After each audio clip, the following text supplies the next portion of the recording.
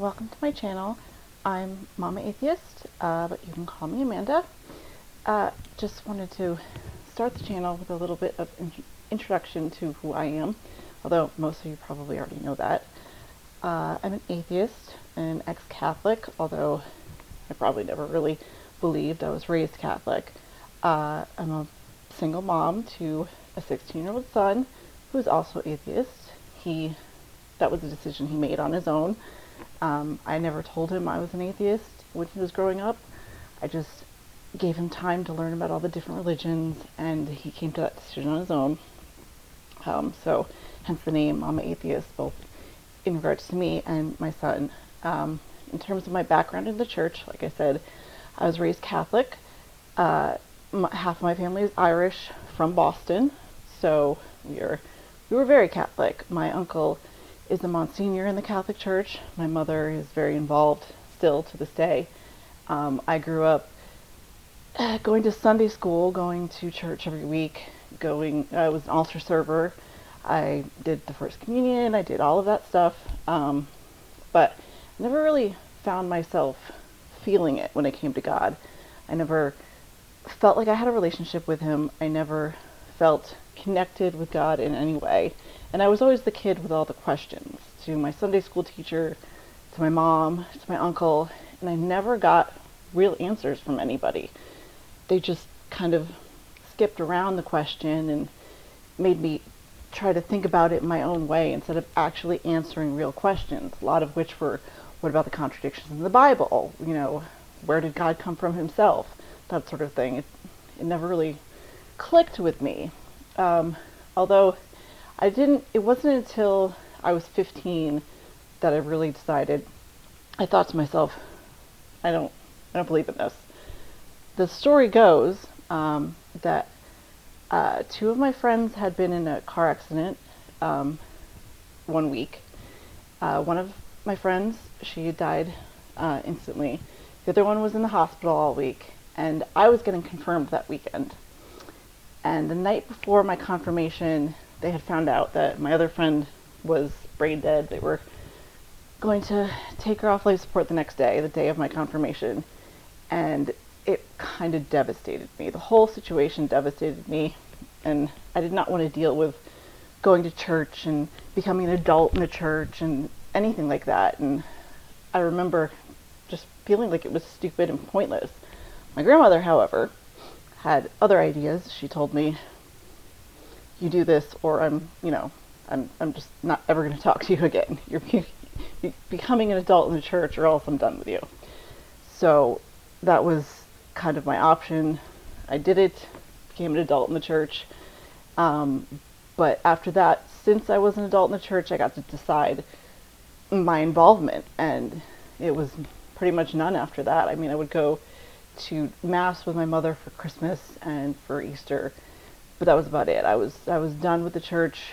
I was done pretending I believed in God. That was the first day that I really thought, you know what, I don't believe in any of this. It wasn't until a few years later, when I went to college and I met other people that thought like me, that I actually started using the term atheist.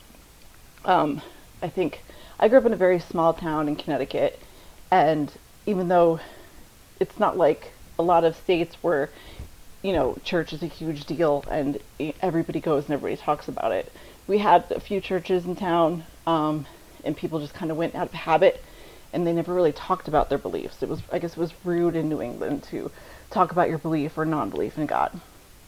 But when I went to college, I met other people that thought like me. And I was 3,000 miles away from home. I went to college in Arizona for my undergrad.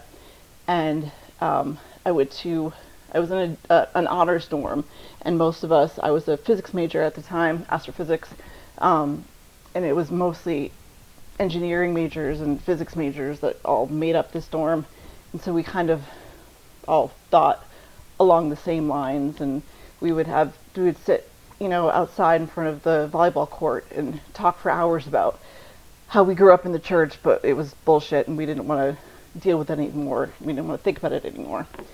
So that was the first time I really decided to acknowledge myself as an atheist.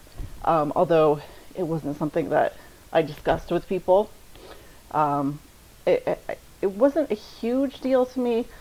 Still didn't like what, the effects of religion on society or even my family, none of it. But it wasn't, I don't know if it was just because I was young or whatever, it just wasn't something that I really talked about. When my son was born, that was when I really thought about, like, well, how am I going to raise my kid? I don't believe in God. I don't know how he's going to feel about it, but I know that it's a big deal to my mom. Like, should I involve him in the church? Should I give him the chance to? I did baptize my son in the Catholic Church. My uncle, the Monsignor, did it. He flew in to do it, and it's something my mom holds against me. She gets mad about both of us being atheists. It's like, well, you had him baptized. Well, I did that for you, Mom, because it was really important to you, and you kind of harped on it. My son was really, really sick after he was born, and he was in the hospital for 3 months, came home with a G-tube and round-the-clock medications. Long story, but it wasn't until he was eight months old that I could really take him out in public, because he finally got his G-tube out, that I was able to do normal things with him. So he was a bit older than a lot of kids were that got baptized, infants at least. But it was a big deal to my mother. And the entire time leading up to that point, since the day he was born up until I got him baptized, it was like, when are you getting baptized? When are you getting baptized? Like, fine. It doesn't mean anything to me. I don't care either way, but if it means that much to her, then fine, I'll do it, whatever. So he was baptized.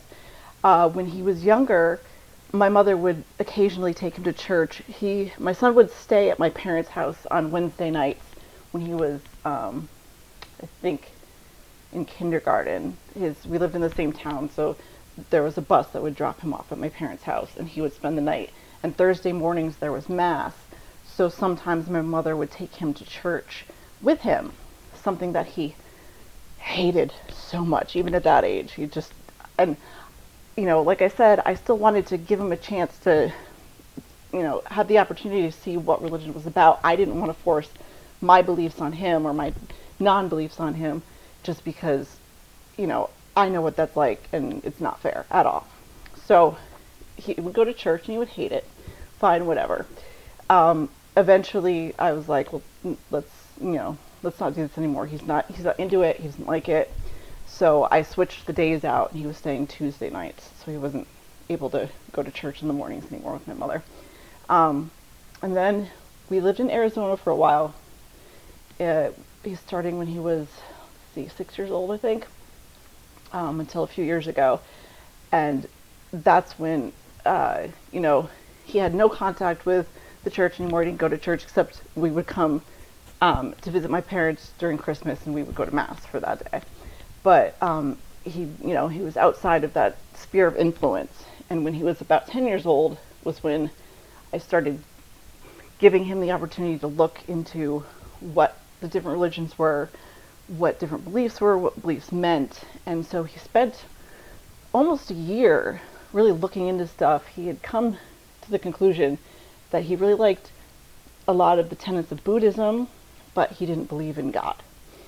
And so the day that he came to me and said, I'm an atheist, this is what I'm deciding, this is a very proud day for me. So with that, though, after he came out as an atheist to me and I made it clear to the rest of my family, this is who we are, because we're kind of the black sheep in our family. My sister-in-law, he had come to visit my parents for the summer. My sister-in-law and brother lived nearby, and he was visiting them, and she decided to bring him to Bible camp. And that was very upsetting for both of us. Like, without asking me, certainly against his wishes, because she knew he didn't believe, but she thought she was going to push that shit on him. It didn't work, but that was pretty upsetting. So, I guess that's the story of us. My son has been mostly alone with me for his whole life. So being a mom is kind of like the biggest thing in my life. It's something I always talk about. So sorry if I talk a lot about my kid.